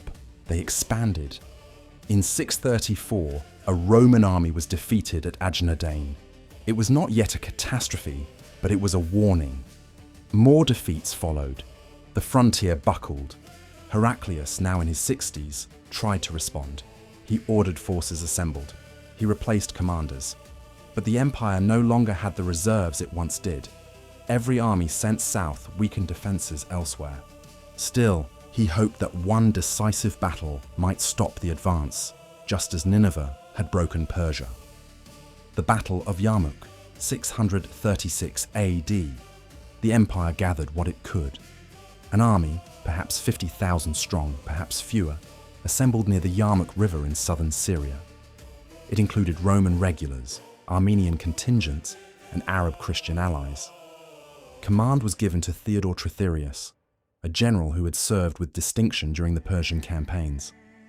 Opposing them was a Muslim force smaller in number, but unified under a single command, hardened by years of continuous fighting and motivated by faith and the promise of divine reward. The battlefield was unforgiving, a plateau bordered by deep ravines and the river itself. Once engaged, retreat would be difficult. The battle lasted 6 days. For 5 days, the Roman line held. Charges were repelled. Counterattacks regained lost ground. Veterans who had survived the Persian wars fought with grim determination. But exhaustion mounted. On the 6th day, the wind shifted. A fierce sandstorm blew in from the south, driving dust and grit into the faces of the Roman troops. Visibility collapsed. Formations faltered. Commands went unheard. The Muslim forces, accustomed to such conditions, pressed the attack. The Roman line broke. Men tried to retreat, but found the ravines behind them. Units collapsed into chaos. Thousands were cut down or fell to their deaths. Theodore Tritherius died in the fighting, along with much of the army's experienced leadership. By nightfall, the Byzantine field army in Syria had ceased to exist. The end of Roman Syria. When news reached Heraclius, he understood immediately what it meant. There would be no recovery, no second chance. The empire did not have another army to send south. The provinces he had fought 6 years to recover from Persia were lost again, this time irretrievably. Heraclius travelled to Antioch to oversee what could still be saved. Officials packed archives. Soldiers prepared to withdraw north.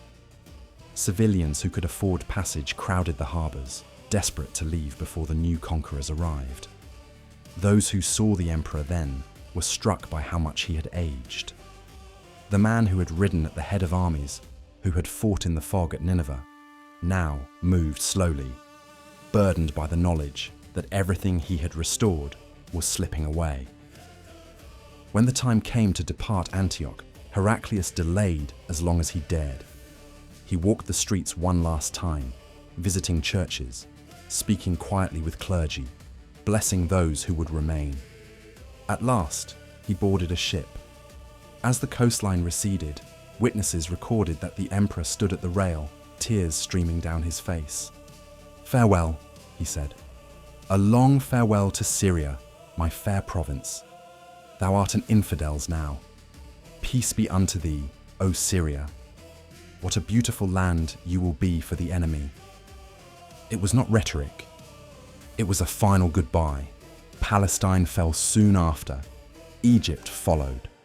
Within a decade, the southern and eastern shores of the Mediterranean were no longer Roman.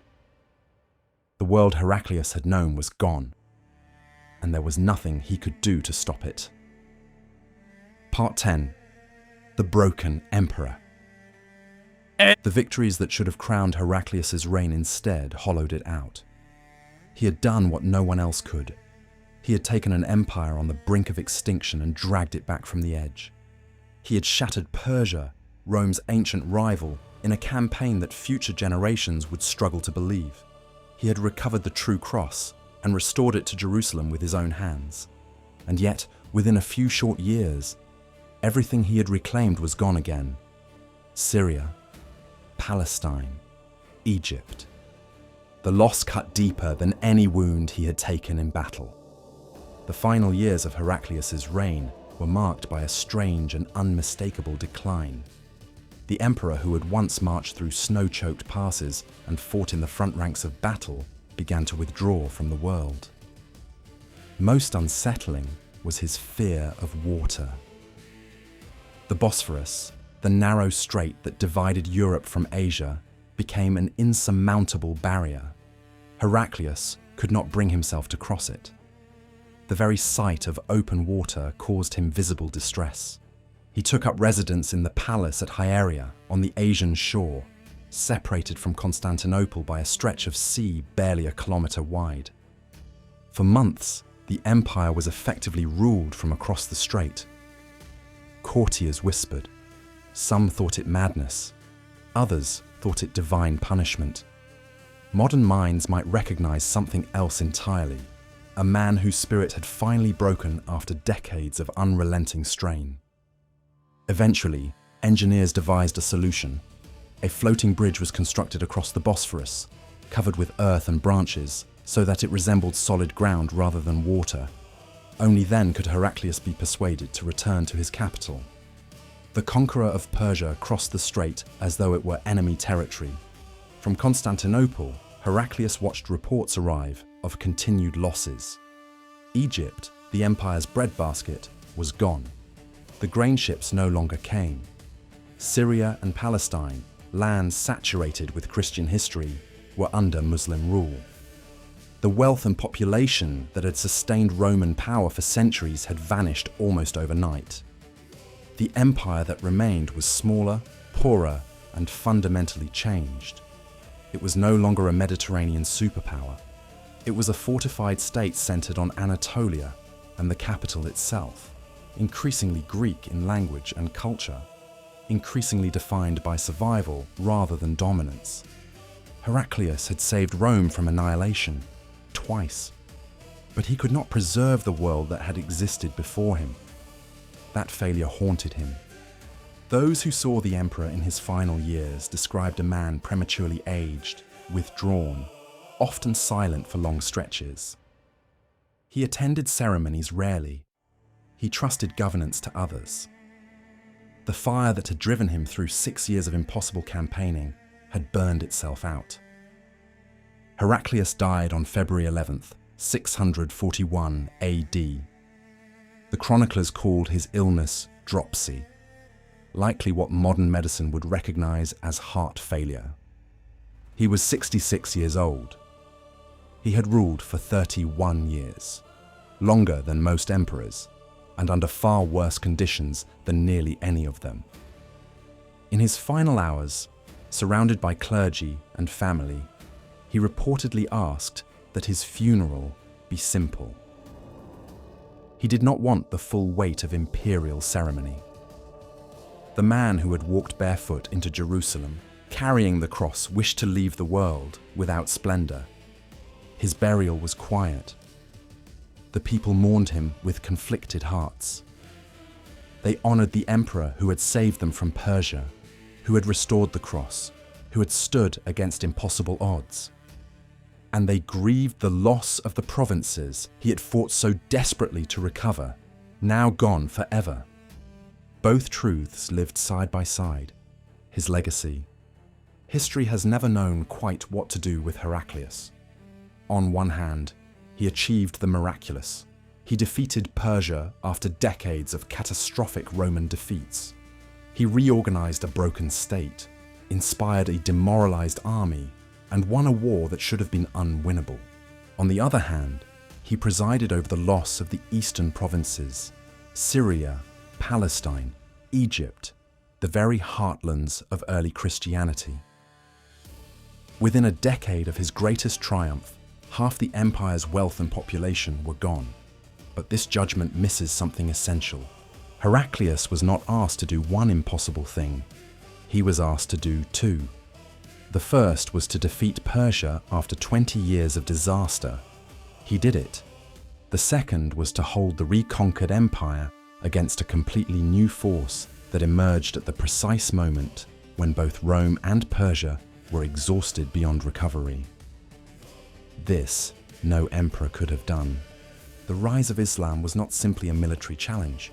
It was a civilizational shift, a transformation of the Near East driven by faith, unity, and timing so exact that resistance by exhausted empires was almost irrelevant.